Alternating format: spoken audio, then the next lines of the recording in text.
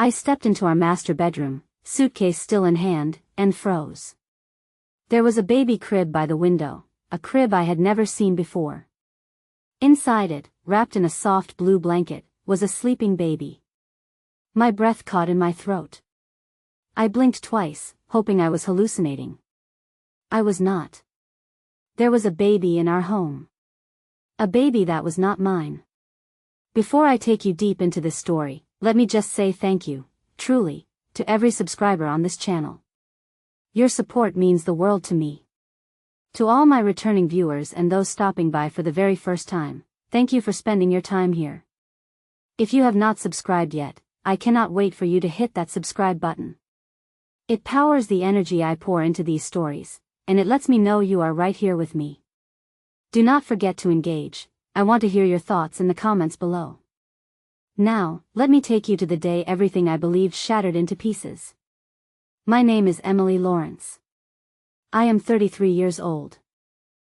Born and raised in Virginia, I moved to Atlanta after college and met Carter within my first year working at Memorial Medical Center. He was confident, magnetic, and painfully handsome.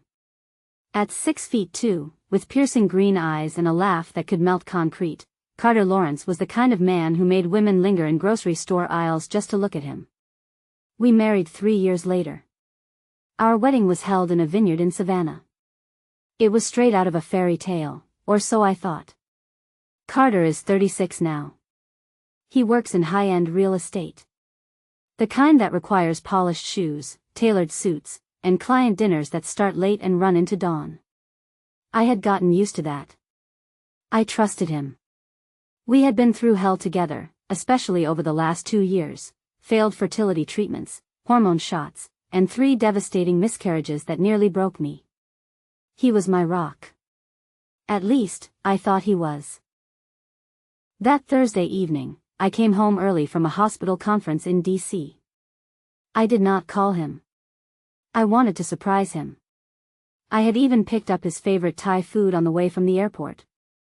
I remember humming as I walked in, still in my travel heels, expecting to find Carter in the living room watching ESPN.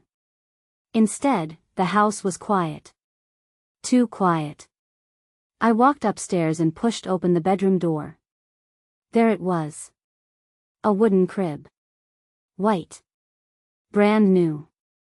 Next to our bed. And in it, a baby. Sleeping peacefully. Tiny fists curled near his chubby cheeks. My hand went to my chest. My heart thudded like a jackhammer. We were not pregnant. I had not carried a child. I knew my body. There was no adoption. No surrogate. And yet, here was a newborn, swaddled and sleeping in our bedroom like he belonged here.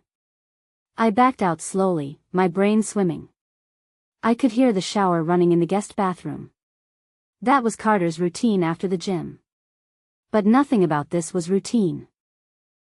I stared at the crib from the hallway. It was real. The baby was real. My lungs ached. My stomach twisted into a violent knot. I had never felt so dizzy in my life. I waited. The shower stopped. My legs could barely support me. Carter stepped out minutes later, toweling his hair, shirtless, his gym bag slung over one shoulder. When he saw me, he paused. And then he smiled. A smile that now makes my skin crawl. "Hey babe, you are home early." I did not respond. He followed my gaze toward the crib. His smile faded. I remember whispering, "Whose baby is that?" What he said next broke something sacred inside me. 2 months ago, Carter had started acting strange. More phone calls taken outside. More urgent client meetings. Less eye contact. More distance in bed. I had blamed myself. I thought maybe the fertility treatments had changed me. Made me less fun. Less sexy. Less desirable. Now I knew better. The pieces began to fall into place. The late nights. The hidden passwords. The sudden work trip to Florida the same week I started bleeding again. I thought he had gone to Miami for a real estate seminar. But now I wondered if he had gone to a delivery room. That night, I could not sleep. Carter tried to explain. Said he was watching a friend's baby. That it was just temporary. His voice shook. He looked away too much. He stammered, and Carter never stammered. I went to the guest room, locked the door, and cried until sunrise. The next day, while Carter left for work, I began looking. I needed the truth. In the bottom drawer of his sock organizer, beneath layers of folded handkerchiefs, I found it. A photograph. Carter, in hospital scrubs, cradling a newborn. His lips pressed to the baby's forehead. His smile, real, unguarded, full of pride. On the back, in feminine handwriting, "Welcome to the world, baby Elias. Love, Jasmine." My body went cold. I dropped to my knees on the hardwood floor, clutching that photo like it could tell me something different. But it could not. That baby in our crib had Carter's eyes. And that woman, Jasmine, whoever she was, had taken something sacred from me.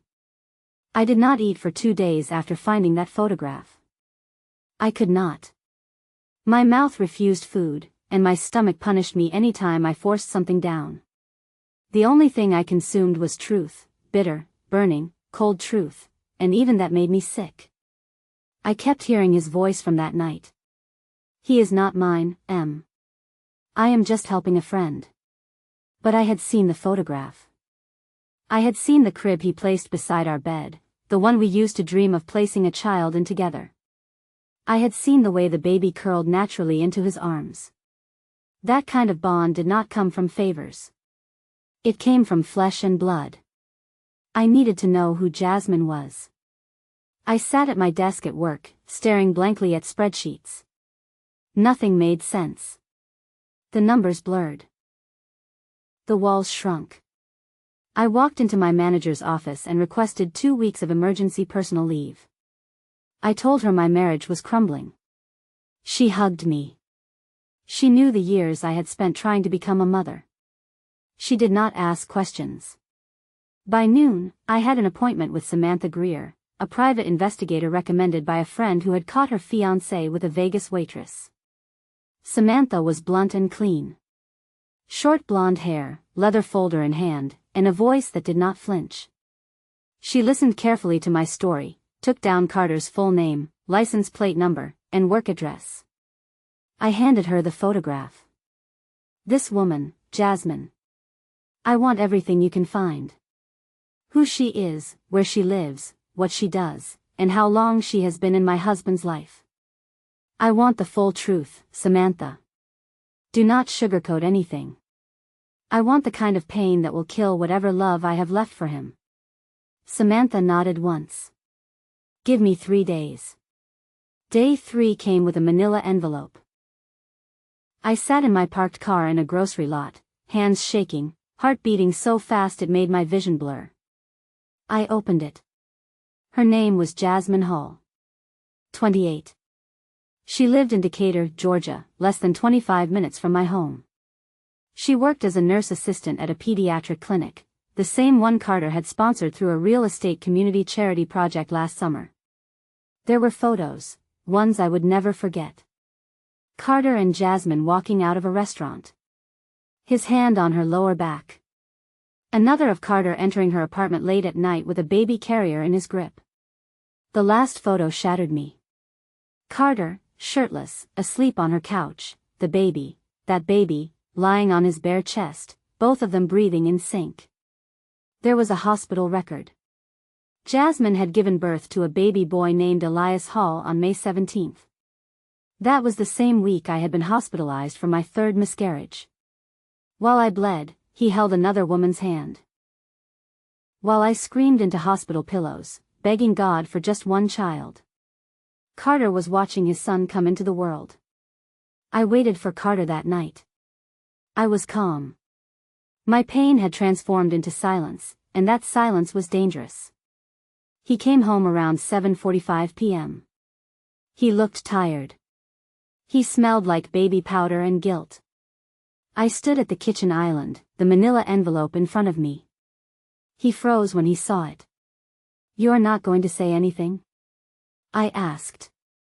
He opened his mouth, then closed it again. The look in his eyes was not surprise. It was resignation. "How long?" I asked. He looked down. "About a year." I could not breathe. "A year?" He nodded. "We met during that charity project. It started as a distraction." "A distraction," I repeated. "While I was injecting hormones and laying with my legs up for 2 hours after every cycle? You needed a distraction?" She was easy. No pressure. No breakdowns. No crying in the bathroom. She just laughed. She listened. I slapped him. I did not think. My hand moved before my brain did. His cheek turned red instantly, but he did not react. He just stared at the envelope. "She did not even know about you at first," he mumbled. I told her I was married, but that it was falling apart. That we were not together emotionally. I stepped back from him like he was radioactive. "And the baby?" He hesitated. "Is he yours?" He nodded. "Yes. I did not plan for it. Jasmine thought she was infertile too. But it happened. He happened." I turned away, holding the counter to keep from collapsing. My whole world tilted sideways. "You put his crib in our bedroom," I said through tears. He stepped forward, as if he could fix it. "I just wanted to be close to him." "To him?"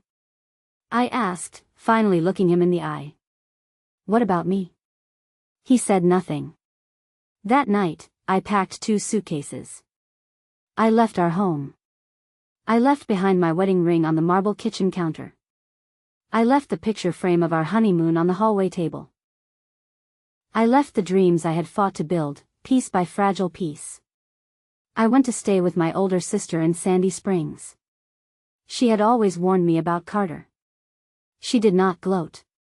She made me tea. She gave me space. She let me cry on her couch until I could no longer see straight.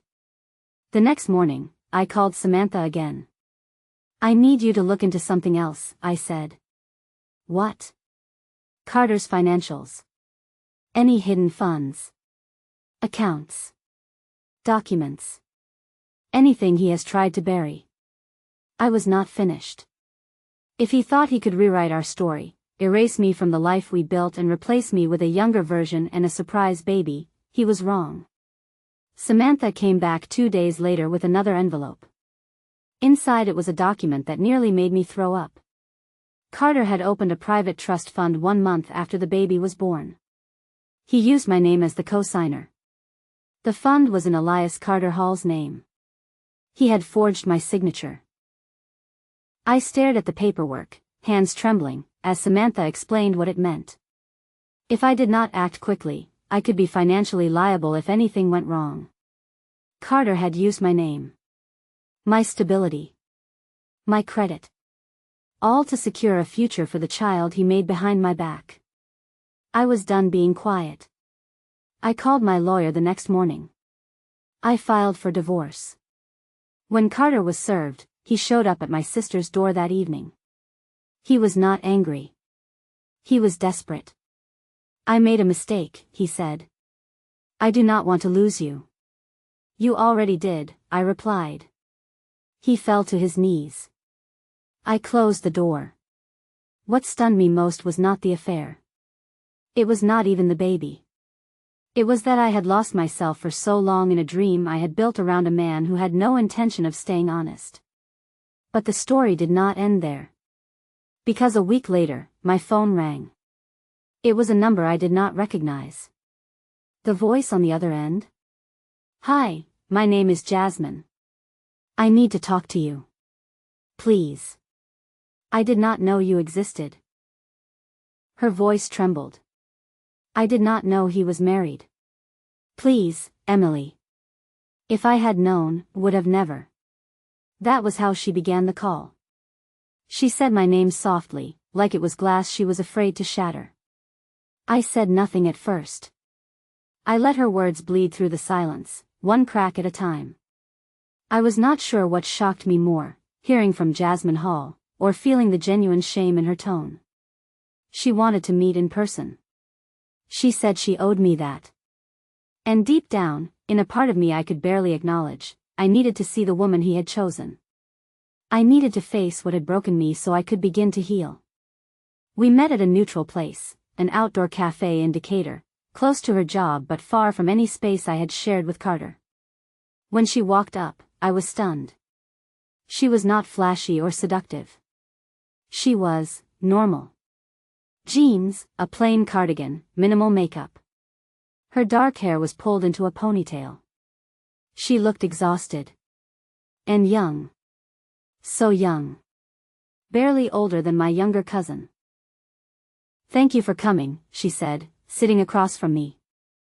I stared at her, unsure what to say. My hands were curled around a cup of untouched coffee. "I never knew about you," she started.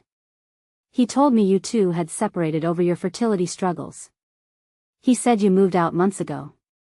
My stomach clenched. "Did you love him?" I asked. She hesitated. Then nodded. "I thought I did. He made me feel seen. Wanted. Safe." I let out a bitter laugh. "He used to do that." She looked down. "I would have never let him into my life, or my child's, if I had known the truth. The day I found the envelope from your lawyer, I realized everything had been a lie." "You found out from divorce papers?" She nodded. "He never told me you were his wife. I saw your name. I Googled you. That is how I found out everything." Silence stretched between us. Two women, one man, and a mess we both had been dragged into without fully understanding it. Then she leaned forward, her eyes glossy. "There is something else you need to know." I braced myself. Carter took out a second mortgage on my apartment without my consent. He said it was to invest in a property for us. But I just found out he put the money into a private account, under his name only. The betrayal twisted deeper. It was not just emotional. It was financial. Predatory. Manipulative. I reached into my bag and handed her a copy of the trust fund documents, the one he had forged using my name. We sat in stunned silence, two women bound by deceit, by a man who had written different scripts for both of us. Jasmine whispered, "What kind of man does this?" I stared at her. "The kind who believes women are disposable," I said. "But we are not." My next move was not just legal. It was personal. I met with my attorney and brought all the documents, trust fund records, Jasmine's mortgage paperwork, the forged signature analysis. He shook his head as he flipped through the pages. "We can file for fraud. You may even have a criminal case here." "Good. Let him rot in courtrooms and legal fees." I had spent years protecting Carter's reputation. Smiling at events. Supporting his business. Enduring the loneliness of infertility and the shame of empty wombs. I had nothing left to give. I pressed charges. Carter tried to stop me. He came to my job. Called my sister. Emailed my lawyer. Begged for a meeting. Said he made a mistake. A mistake is forgetting an anniversary. A mistake is not a year-long affair, a secret child, financial fraud, and identity theft. I never met with him again. But the fallout came like fire. His real estate firm put him on administrative leave. Word spread fast. I stopped looking at social media. The shame that should have belonged to him followed me. Strangers whispered. Friends unfollowed. People chose sides. But for every person who turned away, another one leaned in. Women messaged me from other states. "I saw your story. It gave me courage to leave mine. Thank you for standing up for yourself." I thought I was alone. That was when I started a blog. Just a few paragraphs, raw and real. I named it, The Ashes I Bloomed From. And people read it. I joined a local support group for women recovering from betrayal and infertility trauma. Every Wednesday night, we sat in a circle and unpacked pain. There was Diane, who found out her husband had 2 phones. There was Kendra, whose fiancé ghosted her 3 weeks before the wedding. And there was Ben, a single father raising twin girls after his wife ran off with her boss. He was gentle. Quiet. The kind of man who spoke only when he had something valuable to say. We shared cookies one night during a break. Then stories. Then numbers. I did not plan on meeting someone new. I did not even believe in healing through romance. But Ben never tried to fix me. He just listened. And slowly, piece by piece, I found my smile again. One afternoon, a letter arrived at my sister's home. No return address. Just my name, in Carter's handwriting. Inside was a check. And a note. I know I cannot fix what I broke. This is not forgiveness. It is responsibility. I hope someday, the damage I caused will become something stronger in you. I loved you once. I never stopped. I was just too selfish to show it. I tore the check in half. But I kept the letter. Not because it meant redemption, but because it reminded me how far I had come. 6 months later, my divorce was finalized. Carter lost his brokerage license due to multiple fraud complaints. Jasmine moved out of state and filed a civil suit. I heard she won. And me? I moved into a small townhome with a cozy front porch and a garden I started from scratch. Ben and I still talk. We are not rushing. We are 2 people healing at our own pace. Sometimes, we hold hands during walks. Sometimes, we sit in silence. And that is more honest than anything I had with Carter. I walked into my home once and found a baby that was not mine. But I also walked out of that home, and found a woman I never knew lived inside me. A woman who stopped blaming herself. A woman who rose from betrayal, scorched and scarred, but standing tall. And that, dear friends, is how I found fire, and learned to let it burn everything that never deserved me.